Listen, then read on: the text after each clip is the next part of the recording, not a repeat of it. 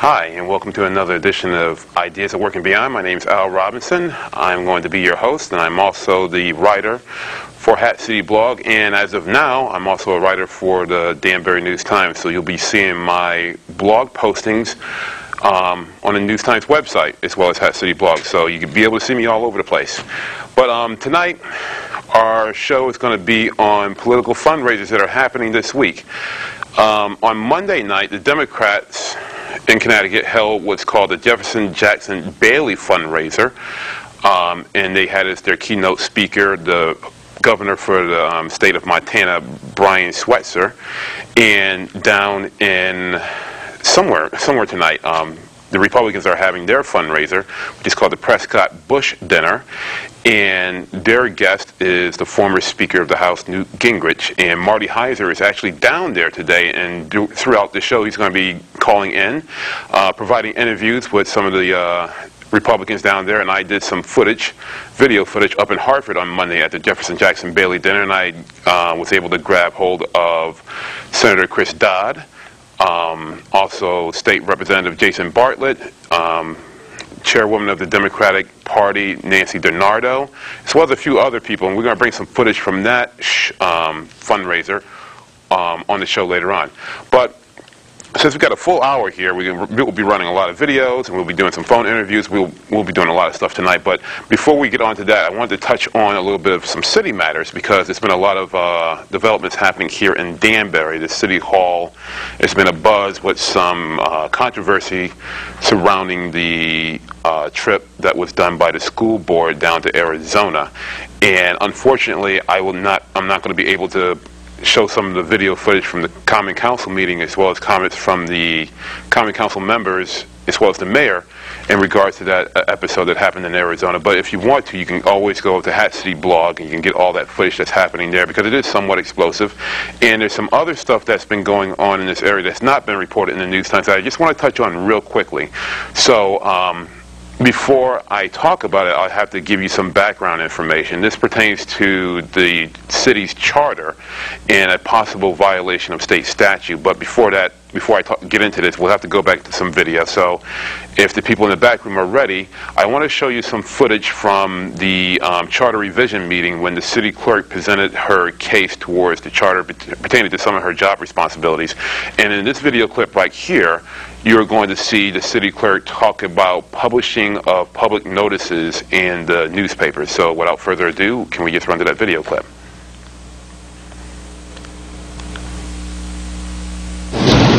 Changing the requirement for the publishing of ordinances. People, we really have to do something.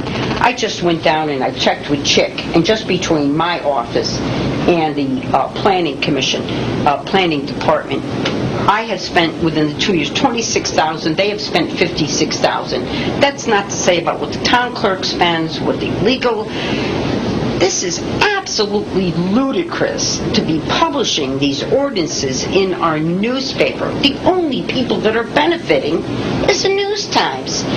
And on top of that, we have to deal with their arrogance. I am trying to get these down to be as cost-effective as possible, and no matter what I do to shorten them up, they will turn around and say they're not readable, and they put them in, obviously, because it benefits the News-Times to make them as large as possible, with the most space as possible, and we are at their mercy. We need to change this. I don't care how you structure it, whether we put a notice under the legal department, under the legal notices, that these ordinances are on file with the city clerk, on file with the town clerk, on file in the website, on file with the library, on file with anybody you want to make. But we've got to take them out of the hands of being published in the News-Times. We are spending way too much money. And I'm going to tell you, the average person does not read them. Yes, sir. Is that something that is a state statute, Rick? That it must appear? So, but I would have to check to confirm it. I can't believe publication with respect to public hearings and ordinances. I have it here. And all I'm saying is there... What section? Pardon? What section of the charter? You're going to ask me that now, right? Hold on. No, we'll dig it up. We'll look at it later. And I did look at it. And it is, you know what, there's always a way around something. You guys are really smart. You're a lawyer, you're a lawyer. All right there, so that was some video footage of the city clerk addressing the Charter Revision Commission in regards to the publication of public notices and the amount of money which she feels is outrageous in terms of how much money we are spending to put notices in the newspapers. I bring that up for a reason, and let me just show you this right here. On May 3rd, 2009, we have this right here, okay? This is the charter for the city of Danbury that was published in its entirety in the newspaper. Actually, this is proposed changes to the city's charter that will be voted upon later on this year. Now, the reason why this was published was because this was actually this actually needed to be done. According to state statute, it says here, I'm going to read you a state statute, section 7-191, subsection D, pertaining to the changes to the charter. After the charter changes are approved by the Common Council, it says, not later than 30 days after approval of the appointing authority for the certification of such a petition. In other words, after no later than 30 days after the Common Council approves the proposed changes to the charter, the charter shall be published in at least one newspaper having the general circulation of the municipality. In other words, you have 30 days after the charter of the Common Council votes on a charter to publish this in the newspaper, okay? Or you can publish the portions of the charter that should be amended, and you can put that in the newspaper. So in other words, you can either put the entire charter in the newspaper with the proposed changes, or you can just put the changes that are going to be done to the charter in there. And I bring that up because the Common Council approved this charter on March 10th, 2009. This charter that's in the newspaper right here was done on May 3rd, 2009. So in other words, this is way beyond the 30 days that was required under state statute to get this published. And also, let me just show you this one more time. Hold this up real quick. All right, this is the entire charter. This did not need to be done. This cost basically almost about $5,000 to have done. And we didn't need this whole thing in the paper. In fact, all we needed in the paper was just the proposed changes to the charter, which would have taken up probably about a quarter or a half of a page, would have been considerably less money spent by the city for the newspaper. So in other words, you know, one, we violated the state statute by over 30 days, and number two, we have a publication of this entire charter that was unneeded, and this was done by the same individual that you saw in the video clip complaining about publishing notices in the newspaper. So it's just more food for thought. We talked about the city clerk on this show a few times in the past, and this is just more food for thought when you come to making a vote in November. And again, if you want to read any more information on this, you can go to Hat City Blog, and all the information will be there, and I'll also be posting more about this on the News Times website as time goes on. But enough for that right now. We're going to go back to the main event for tonight, which is political fundraisers that are happening in Connecticut. And once again, the Jefferson Jackson Bailey Democratic fundraiser was held up in Hartford on Monday. And I took a trip up there with my camera and some of the lights here from Comcast. And I did a few interviews, and I did some, as well as did some footage of the keynote speaker, who is the governor of Montana, Brian Schweitzer.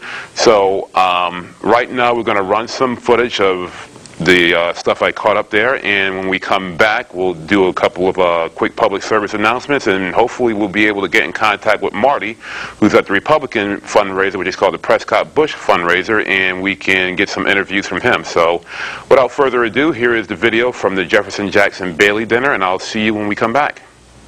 But hey, how are you? If you're worried about the press, you know, if we can get away with it here, we prefer it here. Okay? But if he really wants there, we got a spot we can do it right away. Yeah, I think he's going to make the call the last second. Okay, I'm with State Representative Jason Bartlett from the 2nd District. That is Bethel, Danbury, and Reading. I keep getting Reading and Sherman mixed up for some reason. Why don't you tell me about some of the things you're doing up there at the House? I saw that you worked very, very hard on getting the dropout bill through, passed in the House. But why don't you tell me about the whole process in which you had to get that thing to the floor? Well, I think we could do a textbook course on this particular bill because, you know, I introduced it. We had a public hearing in education. No one came to speak against the bill. Yet, I couldn't get a vote in the Education Committee on this bill. So what happened was I had to petition. And it's the first time since 1993 that a Democrat has petitioned a bill.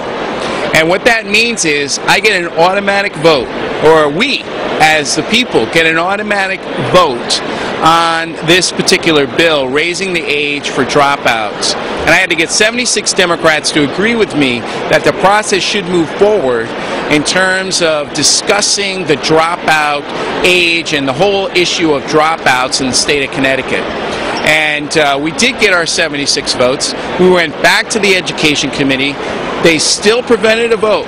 And, you know, God bless them, but the chairs of education turned around and after that meeting and have worked with me because what we did was we had the bill on the calendar, but we worked together and we got an amendment to another bill that is going to raise the age for dropouts to 17 in the state of Connecticut. It was a compromise. We were looking for 18. We went with 17. I'm going to come back next year. We're going to keep working to get it to 18. But right now, we're very confident that in the state of Connecticut, you won't be able to withdraw from high school until you're 17 years old. It passed the House 130 to 16. And we expect good things to happen in the Senate and the governor to sign this bill. And the reason why it's so important now, and all my friends on Hat City Blog, is, you know what, there's a real correlation, there's a real cost benefit to getting a diploma. If you don't get a diploma going forward, you'll only be able to earn $17,000. What is $17,000 in the state of Connecticut? You know, that ensures that we're going to be giving people food stamps, housing supplemental benefits to keep a house here. We know that incarceration rates are through the roof. If you don't have a high school diploma, guess what? You have like a 50 to 60% probability that you're going to end up in one of these Connecticut prisons. So there's a huge cost-benefit analysis. That's why we work so hard. That's why I petitioned the bill. The achievement gap in the state of Connecticut is the largest in the nation, right here in our state. This will go towards addressing the achievement gap because you know what? It's African Americans, Latinos, and urban whites that are not being educated in the state. And guess what? Those are the same folks that drop out of high school. So, I don't know. I just think that every kid, I don't care if you're a problem kid, I don't care if you've had some behavioral issues, every kid deserves a second chance. Every kid needs to get a high school diploma, and that's why I fought so hard for this bill. That's why I'll continue to fight for these issues, because I don't believe in giving up on teenagers. On some level, we're raising all these standards to drive, to get a license in the state of Connecticut. We got to send parents to a course so they can, you know, become educated about their kids driving. But yet, we're doing easy permission slips and letting kids leave school with no thought. And that's unacceptable. So that's what the bill's been about. I appreciate all the support I've gotten in Greater Danbury on this bill, and all the support that I got in the House. We got 130 people to agree. We got people to petition the bill out, and you know, I'm very confident that we're gonna keep moving, making great strides in this issue. Well, yeah, as somebody who was raised in the greater Hartford area, I know very much about dropouts. I had a lot of friends who dropped out of Hartford Public High School, Weaver High School, Buckley, and you're right. Dropping out of school is the wrong answer, and I know a lot of people can give testimony to that, so I thank you very much for that. One of the things that I learned in this process that I wasn't really aware of was I met a lot of people who dropped out of high school that are adults now. And they are not your stereotypes. They're like hard-working people. And they so regret the fact that they dropped out of high school. In fact, there is a lot of shame. And that shame, being ashamed of dropping out of high school, really prevents our brothers and sisters from moving forward. And we need to get rid of that. We need to eliminate the shame.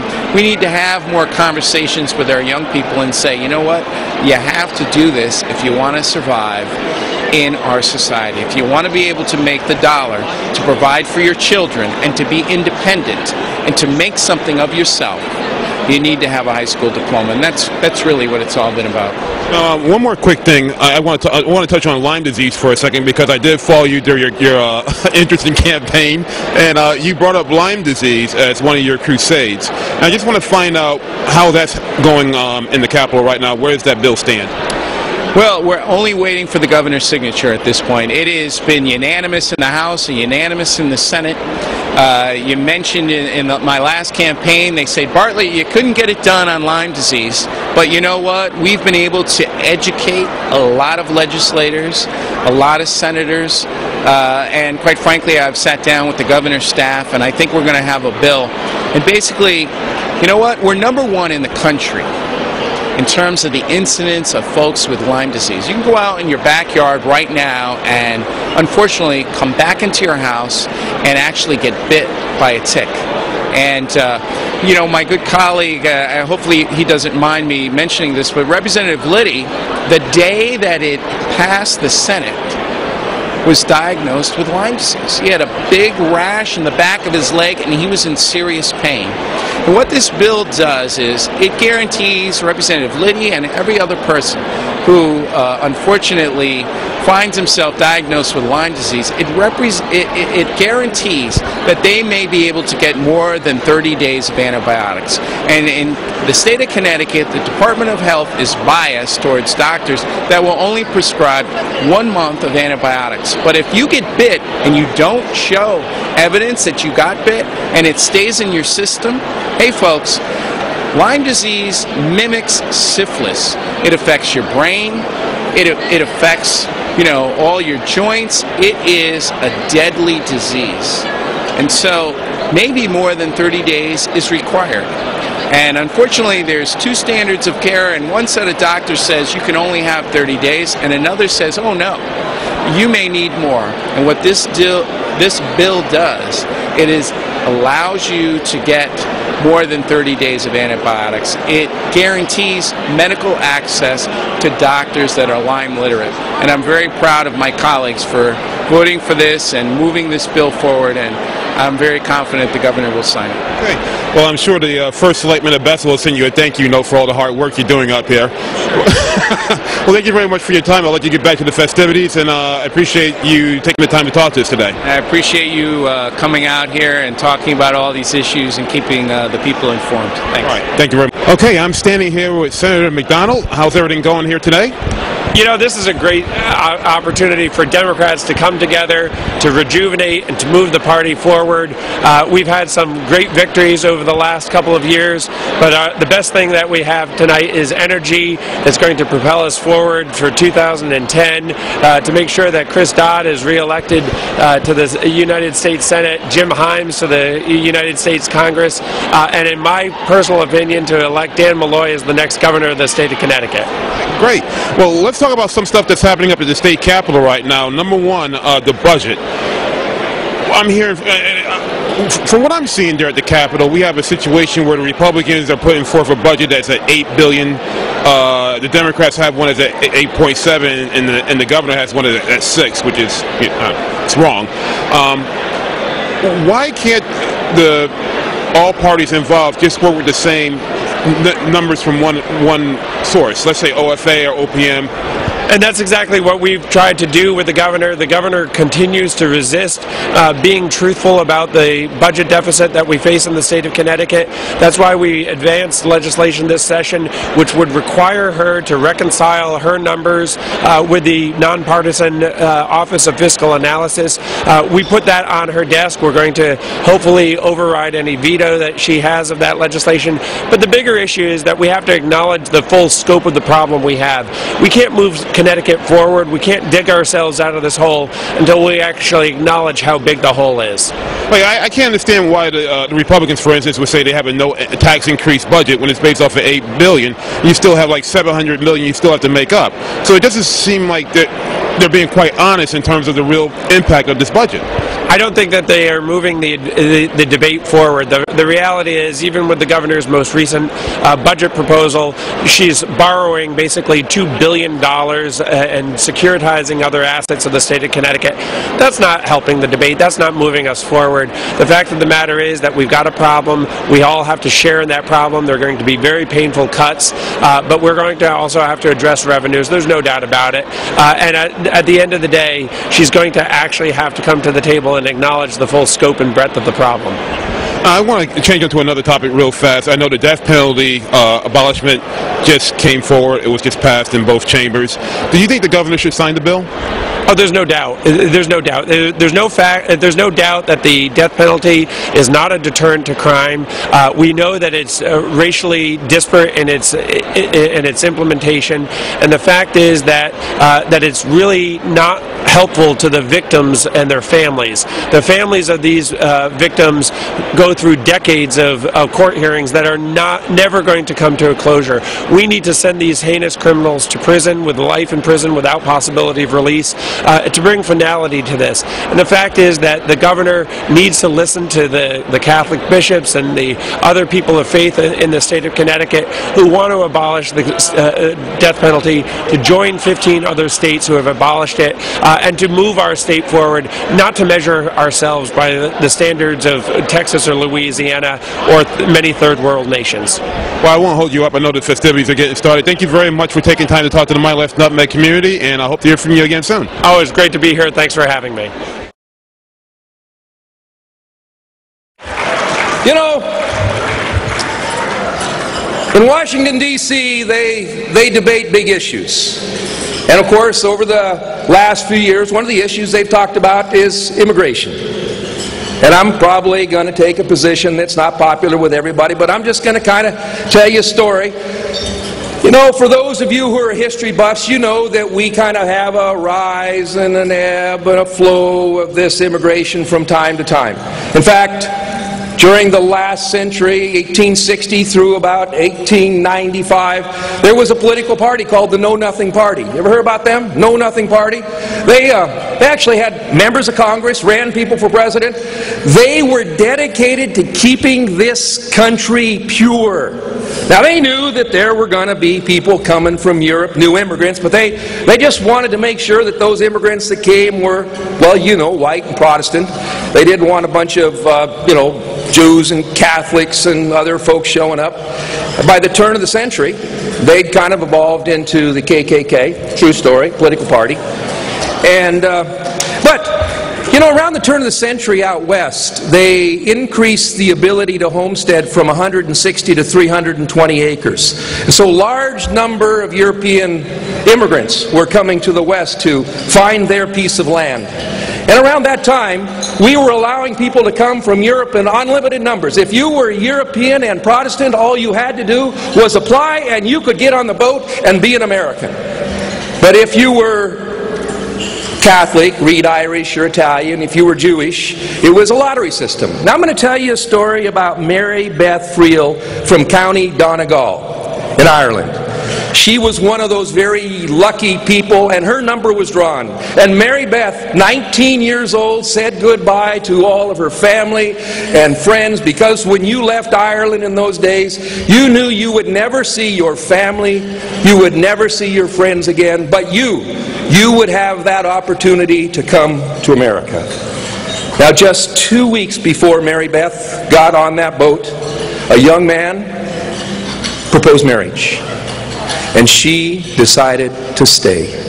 But her younger sister, Hannah Friel, she said, I'll be damned if I'm going to let that paperwork go to waste. So she illegally took her sister's passport and all of her paperwork, and she got on that boat. And she courageously rowed that boat to Ellis Island, an illegal immigrant. She stood in line. Her hands were shaking as she walked to the front and presented her papers, and they looked at her They look at the passport, freckles, red hair, I'll get in, another Mick. And then, during a 2-week period, she nearly starved to death in New York City. The sign said, "Help wanted. Jews and Irish need not apply." She ate out of dumpsters. Some Irish immigrants actually gave her some lodgings and some food, but they were poor as well. And then she heard about a man who had built a private railroad from Minneapolis to Seattle. And this man, Jim Hill, needed people to homestead in a place called Montana.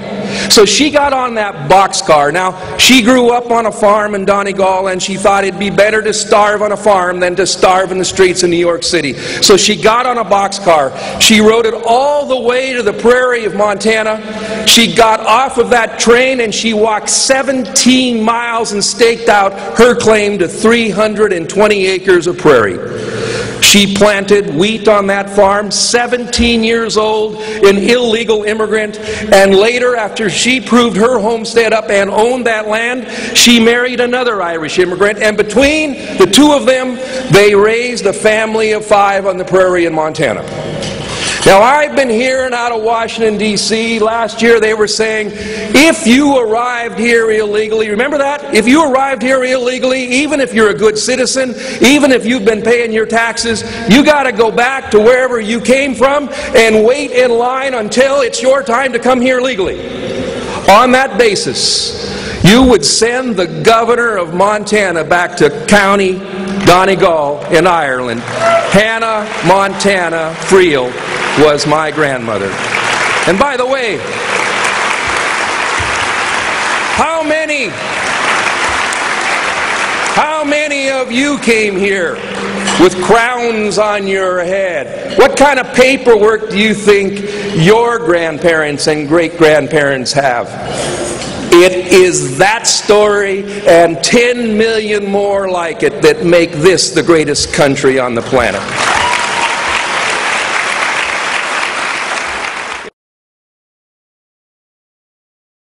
Why don't you tell me a little bit how you feel about the Credit Card Act getting passed? I know you worked very hard on that legislation, and for the people who might not know everything about that particular bill, can you describe what it's all about and how it will actually help us out in terms of keeping the credit guys off our backs? Well, you remember we had a good conversation about this a few weeks ago, and the one issue that people wanted to make sure we would not retreat on, I forget which one of you asked me the question, and that is whether or not they'd be retroactively be able to go back and raise interest rates on previous balances. And we kept that promise. That is in that bill. The one regret I have is it doesn't become effective tomorrow. In order to get the votes, we had to delay the implementation of the bill until early next year, around January, February. So that is there. You got to wait. You can't, eliminate someone or on fees for 45 days. You get 21 days to respond. They can't just have your money you pay the lower interest rate that's due, but rather has to go to the higher interest rate. You get to decide whether or not you want a credit limit. You get to decide to opt out. It empowers you as a consumer in this country, not the issuing companies, to decide what the limitations will be. So those are, there are many more. The double cycle billing, the universal default stuff, which allowed them to continue to charge you interest rates on the total amount that was due, not just the part left after you paid it off. So, those are the major things, although there's a lot more to it. It's a major landmark piece of legislation. And it's the first time that Congress has ever sat there and overturned the credit card industry. So I only got it out of my committee by a 1-vote margin, but I got 90 votes on the floor of the Senate with the bill. So it shows you what can happen when you get out the floor. People didn't want to vote against me on that bill. What are we going to be doing in terms of health care in the country? Is that something you're going to be tackling? You bet. Start tomorrow. I'm going to have the tobacco bill up tomorrow. We have 3,000 to 4,000 kids every day that start smoking. We lose 400,000 people a year because of smoking-related illnesses. And by putting some real teeth in the FDA and prohibiting the kind of sales to younger people, that's the first real step in the health care bill, preventive medicine, preventive policies. And then, of course, we're going to start immediately with this very large bill in hopes to complete it in the next 12 weeks. And believe me, the blogosphere really needs to get involved in this debate. You were a great help on credit cards. You were a great help on the housing foreclosure mitigation. You were a great help when it came to the FISA courts and the wiretapping that went on. Now I really need you on health care. If we're going to succeed here, the other side is going to try to kill this bill. And health care changes everything. It'll be the single most important bill that most members of Congress will ever vote on, because it alters fundamentally how people have access to health care, which ought to be a right and not a privilege. One more quick thing for me. Barack Obama, President Obama, has put forth a Supreme Court nominee that the headliner of the Prescott Bush tour on Thursday called a racist. What are your feelings on the nominee, and do you think she will be confirmed? I don't know her. Others know her far better, and I'll be watching. Obviously, I think she's a great choice based on everything I've seen so far. But I'll have a vote on it. So I always, before I announce a vote, I always like to do my homework. And so while I'm very favorably inclined towards her, I tell the audience today, but I've always, my job is to patiently listen. She'll have that confirmation hearing. I think some of the comments I've heard about her from Dick Cheney and from Newt Gingrich have been outrageous, in my view. But nonetheless, I'm going to let the committee do its job. But I'm very excited about this nominee. I think she has an opportunity to be, again, a game changer on the Supreme Court. And so I'm hopeful that she'll be confirmed, and I hope to be a vote for her. But I need to reserve that final judgment until I've actually done the homework. How do you feel about the Governor Rell and this whole budget situation that's going on here? She puts forth a budget that's $6 billion, is $2 billion short, and we have a lot of infighting between the Democrats and Republicans in the governor's office. What's your feeling on this? I think it's a real failed leadership that she has demonstrated, and I always have felt that she was a reactionary governor, and what she does is reacts to what the press is pushing and whatever seems to be a popular issue. But the fact that on February 4th she presented a budget that was $2 billion short of what it should have been is abominable.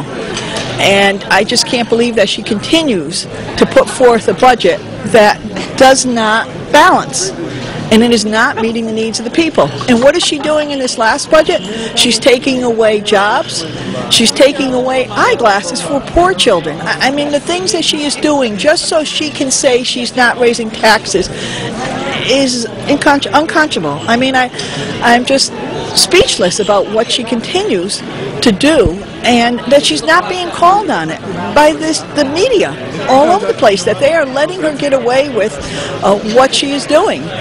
And the fact that in the legislative body you have Republicans stalling and they're filibustering on every bill not to let things go through and so that their bills could come up. And these are very difficult times for so many people. People are losing their homes, their jobs, they don't have health care, and you have the Republicans filibustering and the governor is not responding to the needs of the people. So it's just frustrating for me. Now, on another topic that is dear to a lot of people, do you feel that the governor should sign the bill abolishing the death penalty? Yes, I do. I happen to be one of those people who feels that this is wrong for us to be killing people. I do believe that you can give people a lifetime in prison, 23 hours in solitary confinement. There's all different ways that people could be punished. But to be actually killing people, I think, is absolutely wrong. And I think it tends to also hurt people who have been put in jail because they weren't able to afford good lawyers, like so many are, and that it tends to favor people who have money, and I do believe that it should not be there. Now, the latest Q poll just came out, and it showed that the governor still has a high approval rating, although, on one side she's got a high approval rating, but on the other side she's really not doing a hell of a lot. What does the Connecticut Democrats have to do in terms of getting the message out there about the problems with the governor across to the public? Well, I think we have to do it in a grassroots effort because clearly people don't understand what is happening. And I think it's unfortunate that people just see her as a nice person. But if you were to ask these people, because I often do, I'll say to them, when they say they like the governor, I'll say, well, what has she done? And nobody can give me one thing that she has done that proved beneficial to people. So I think we have to continue to get that message across, and we have to talk one-on-one and have it expand that way in order to get people to start thinking about, well, she might be a nice person, but right now in this budget process she isn't being a nice person, and we have to start holding her accountable. Well, thank you very much for your time. I do appreciate it. Footage I shot up at the Jefferson Jackson Bailey Democratic fundraiser that was done up in Hartford on Monday. In the video you saw State Representative Jason Bartlett talk about his push to get the high school dropout bill passed, as well as his efforts to push Lyme disease through the Capitol, because in this area Lyme disease is a serious situation. Also, we had video of State Senator Andrew McDonald, who is the head of the Judiciary Committee, as well as a high-ranking member in the State Senate, talk about the budget process. You saw some footage also from the keynote speaker, Brian Schweitzer. I hope I'm pronouncing his name right. He is the governor of Montana.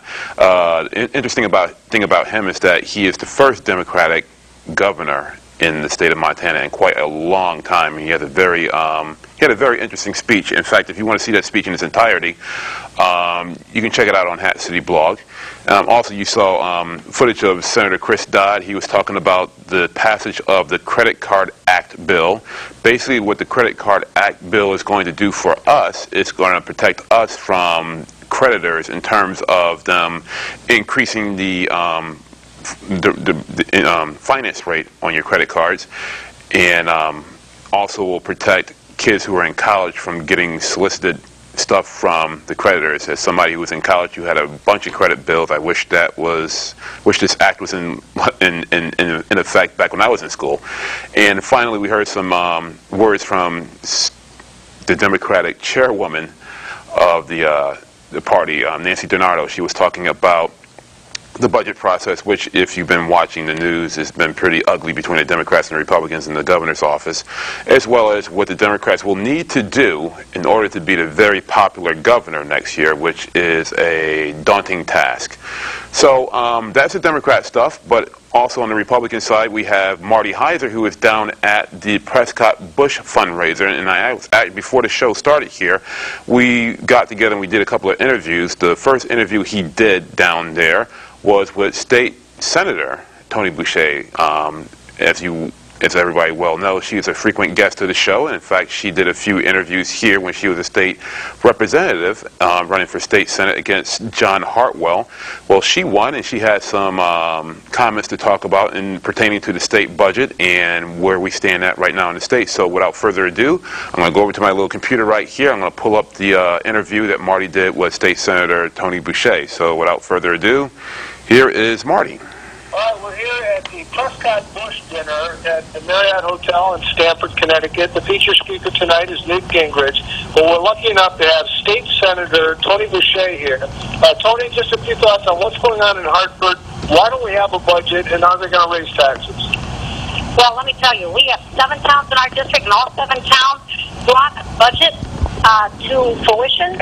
They approved a budget. Most of them were a 0% increase, or very, very low. And yet here we are at the end of session after 5 months of deliberating, and we have no budget. We have a majority, veto-proof Democratic leadership that put together a half-hearted attempt at a budget they put through 2 committees with massive tax increases in the income tax, the sales tax, and they can't even get their own membership to approve this budget, and they just refuse to come together. The governor, on the other hand, has put a budget on the table. The minority Republicans have put a budget on the table, and they're holding that up as well. So here we are, no leadership. Is it oversimplifying it to say that the Republicans are on the side of trying to find economies of scales within this bloated state government, and the Democrats generally are, hey, we're low on money, let's sock it to the taxpayers and raise taxes? Is that oversimplifying it? It's not oversimplifying. It's actually the truth. They put forward a budget that is a $3.3 billion tax increase to close this budget. The governor and the minority Republicans have put together a no income or sales tax increase on anyone, and a cut of spending and reduction and consolidation of a number of agencies. It's what the public really is demanding and wants. When you look at 70-plus approval rating after she does this, it's obvious the public is behind her, and that means Democrats and Republicans alike. Well, I thank you very much for once again coming on Ideas at Work and Beyond. Going back to the campaign, we just learned that your opponent, anyways, they had a lively debate where some issues were discussed, and essentially Tony Boucher not only won the election, but she was right on the facts on the issues that were discussed in the debate. So thank you for appearing on Ideas at Work and Beyond. Al, all I can say is you can't swing a cat in this room without hitting 10 different Republicans.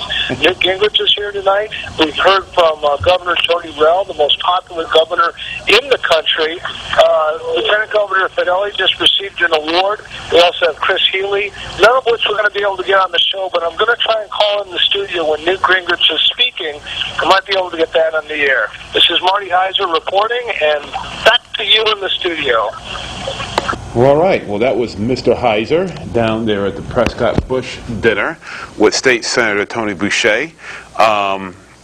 We're going to try our best to get Marty on the phone and have him give us a recap of everything that happened down at the fundraiser. And also, if we, I don't know if we're going to have time to do it all tonight, but we have a website here for Ideas at Work and Beyond. It's called IWAB at blogspot.com. We'll have the information on the screen at some time later on today, where we're going to have footage from the JJB as well as footage from the Prescott-Bush fundraiser that we could not get on the air. We have a lot of footage of Newt Gingrich, but his speech was a little too long to put all on the show tonight. So we'll have it up on the website, and we'll let you listen to it in its entirety, because we want to give you guys all the information out there pertaining on what all the politicians are saying, because a lot of stuff is going back and forth between the two parties. So right now, we're going to have a couple of public service announcements, and when we come back, we'll have Mr. Heiser himself on the phone, and we'll do a little recap on everything that happened down at the Prescott-Bush fundraiser. So I will be right back right after this.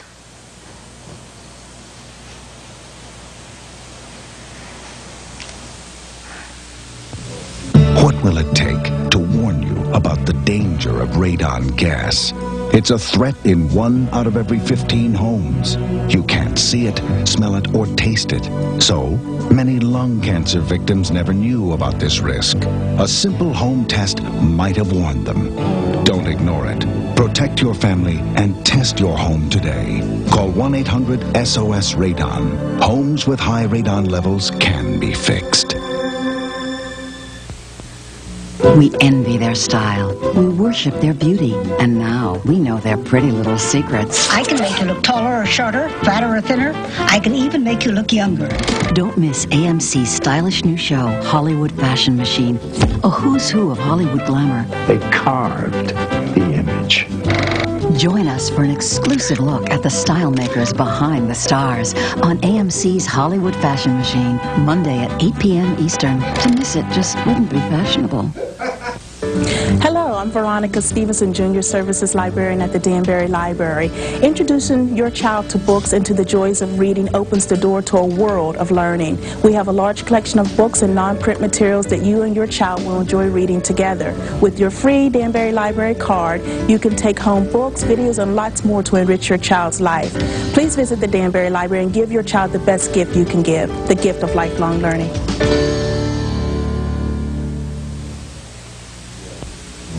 Their numbers are growing. More and more. More than a year ago. More than a decade ago. More people now living in this state than nearly any state in the Union. 1 out of every 8 people in America. 1 out of every 10 families in America. 1 out of every 6 children in America. 33 million Americans struggling just to remain standing. 33 million Americans teetering on the brink of hunger, sickness, hardship, uncertainty. 33 million Americans in these United States descending into poverty. And as their futures fall, so does our nation's.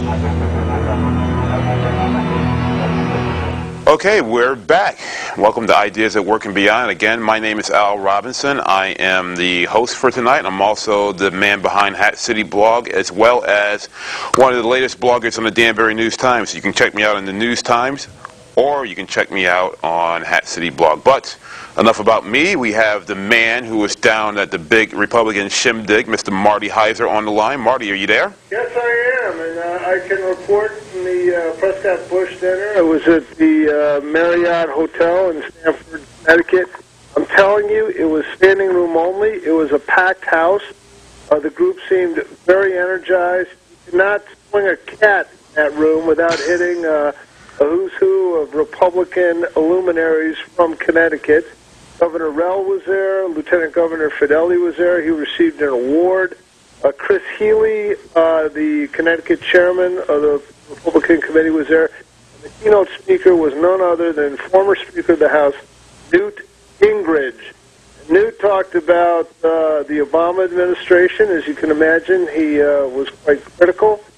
He talked about the importance of freedom, the importance of government not infringing on private enterprise. He talked very sternly against the United Auto Workers and how they brought Chrysler and GM to their knees. This bailout money seemed to go to reimburse them.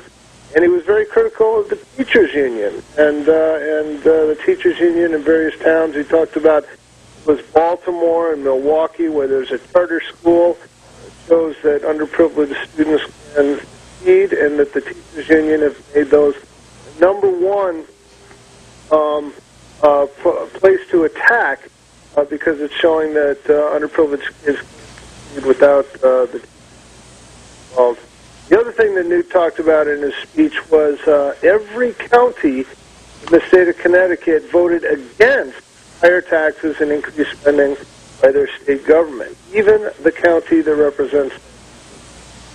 So from Newt's point of view, that reflects Republican values of limited government, no taxation. So that was the outline of the speech that he gave to the Connecticut faithful there, and as you can imagine, it was very well received.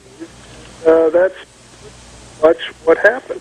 Yeah, well, why don't you tell me about the person who won the award today and a little bit about the Lieutenant Governor. I think he's the person who won the big award for tonight. Yeah, Lieutenant Governor won an award. There was a Republican from Danbury who also won an award, and he gave an impassioned speech. Well, but Lieutenant Governor Fedeli talked very glowingly about his American experience. His family came over from Italy, and he was came from a very poor family, but he said that his father told him there are two things that you have: your word and your handshake. He built a international business on that. I guess it had something to do with telecommunications, and it was quite successful. And then Governor Jody Rell asked him to be the lieutenant governor, and he's done very well at that.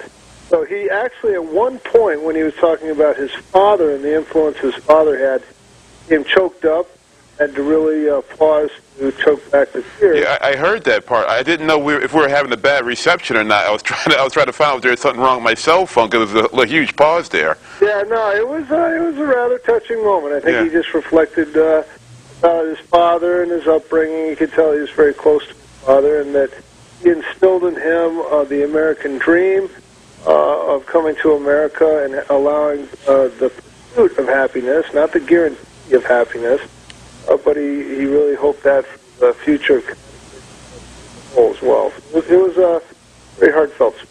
Now, what's the name of that award he won? The Prescott Bush Award. Now, when you talk about the Bush dinner, of course, everyone thinks of the two presidents, President 41 and President G.W. Bush, and then President W. Bush, our most recent president, Barack Obama. But this goes back to Senator Prescott Bush. Yes. My understanding, and it's the one big shindig for the Republican Party in Connecticut. In the past, they've had J.C. Watt give a speech, Bush gave a speech.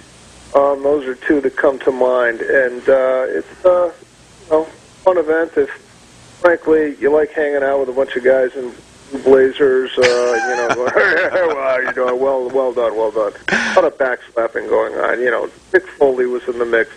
Yeah, that's what these political things are all about. I think the Jefferson Jackson Bailey fundraiser is pretty much the same type of thing. You just slap people on the back and you throw out the red meat a little bit about your opposite party, and everybody has just a little good time for one night, and then hopefully we'll get back to business because we have some serious problems to deal with down at the Capitol when seeing that we have to go into a special session to take care of the budget. Now, did you talk to anybody else down there besides Senator Boucher about the budget, and or did anybody talk to you about the budget, and what was the feel there? Well, I mean, the sense is, I think Tony Boucher kind of reflected. I understand you got that on the air too, but yeah. Just, I mean, not to oversimplify it, but I mean, everyone agrees there's a problem, and the sense is the Democrats say, well, the way we're going to get out of this problem is we're going to raise taxes and increase spending. That's the way we're going to get out of the problem. Come to government, we'll take care of you. Oh, by the way, just give us more of your money. Working 120 days out of the year is not enough. We need you to work 130, maybe 140 days out of the year, and then come to government and we'll solve the problem. The Republican point of view is, you know what, raising taxes and raising spending at this time in an incredible economic downturn is the wrong thing. We need to right-size government, we need to cut spending in Hartford, and we need to lower taxes, not increase taxes. There's the fundamental impasse. Yeah. And, you know, in our form of divided powers in the state level, the governor presents a budget, and then the House made it. Both the House and the Senate side in Hartford are controlled by the Democrats. We negotiate with sort of a settlement on a budget. Now they're going into a special session. Yeah, well, I've been up to the Capitol a few times this year. In fact, I've been up to the Capitol more this session than in previous sessions, covering a lot of stuff that's happening up there. And to say the atmosphere is poisonous might be a little bit of an understatement when it comes to the budget. There's a lot of arguing between the two parties and the governor pertaining to how big the deficit really is. The governor presented a budget back in February that had a $6 billion deficit. OFA and OPM have different figures pertaining to what the deficit is. I think OPM said it was $8 billion. OFA saying it's 8.7. The Democrats put together a proposal that was based off of an $8.7 billion deficit. The Republicans did one that was based off of $8 billion. And they're just going back and forth saying, hey, you know, we got to cut spending. And the other people are like, hey, we got to raise taxes and cut spending. It just seems like we're just nitpicking, and the people who are suffering the most are just the common Joe people because, as you well know, knowing that you are a Board of Selectmen, I'm not Board of Selectmen, but the chairperson of the Board of Finance in Ridgefield, that while all this stuff is going on, municipalities are basically in limbo in terms of how much money the state's going to give back to these municipalities, because state budgets, a portion of the state budget is dependent upon how much money they're getting back from the state. So in the end, the cities and towns suffer while we have people up in Hartford just arguing over numbers. Is that basically right? Yeah, I mean, I don't disagree with what you're saying. I mean, I think they're legitimate arguments to have. I mean, I sometimes think of the old Soviet Union's definition of peace was a world controlled by the Politburo out of Moscow. That's their idea of peace. Is, you know, once everyone agrees with me, we'll have peace. Right. But I think sometimes these discussions and debates are worth having. So do we just, do the Republicans just acquiesce and say, okay, fine, raise taxes, at least we'll have a budget passed, or do they, you know, hold the line and defend the governor's veto and try to negotiate for a better deal? But I agree with you. In the end, there needs to be some coming together, and a budget does need to be passed because, as you point out, the towns and municipalities are held up because they're counting on that. So, I don't know. I mean, I think we're really in a tough economic situation right now. Revenues, just heard on the radio today that the IRS and revenues at the federal level are plummeting, and they certainly are plummeting at the state level. We just have to accommodate. It cannot just simply be business as usual. It's nothing different than everyone's doing at their kitchen tables in their homes, as they look at what bonuses are going to come in, what are their salaries going to be, are we going to have a job? People across the country are making tough decisions at their kitchen tables. I don't see why the politicians in Hartford and sit down and make some of those tough decisions as well. Yeah, you know, in terms of tough decisions on the municipalities, I know that you made a couple of headlines in Ridgefield while you drawing the line on certain groups saying, hey, look, you know, we have to do something about this budget. You can't give, we can't have all this type of spending, and I think you made some success in that. In Danbury, I know that, you know, we had Councilman Tom Soddy and Paul Rotel on the show a little while back where he talked about school administrators getting a 9% pay raise within 1 year, and he called that unacceptable. During these current economic times, we just can't have that type of stuff going on. So, you know, I followed the budget hearings in Danbury. I know you did a lot of stuff in Ridgefield, and yeah, there's a lot of cutting back the municipalities have to do to make ends meet because, you know, times are tough all around. And in fact, they're not going to get any better anytime soon. So, yeah, no, I think the budget deliberations in Danbury, basically they came in with a 9% increase. City council and the mayor said, you know, that's just not going to happen. And rather than going to binding arbitration, I think Mayor Bowden called the sides together and had a negotiated settlement where, it met within the target of the budget in Danbury, and I thought that was a brilliant job by the mayor. In Ridgefield, we had a situation where the first selectman and the town administrators worked very hard. First selectman took a pay freeze. The superintendent of schools took a pay freeze. The firemen, policemen, even the custodians in the school were willing to cut back on some of their salary requests. I mean, some of this is as not difficult as holding off on raises for 6 months. So everyone really pitched in. Unfortunately, not the teachers union. The teachers union, which is overwhelmingly the largest side of the budget, to this date has still not offered a few pennies. Really, to this date? To mitigate that. But even with that, the Board of Finance was able to come in with a 0.47 increase in taxes that was overwhelmingly supported by the electorate in Ridgefield. So, I think we've rolled up our sleeves and made found savings where we needed to, even with a realistic budget that people could afford. Right. And I think that's why it passed.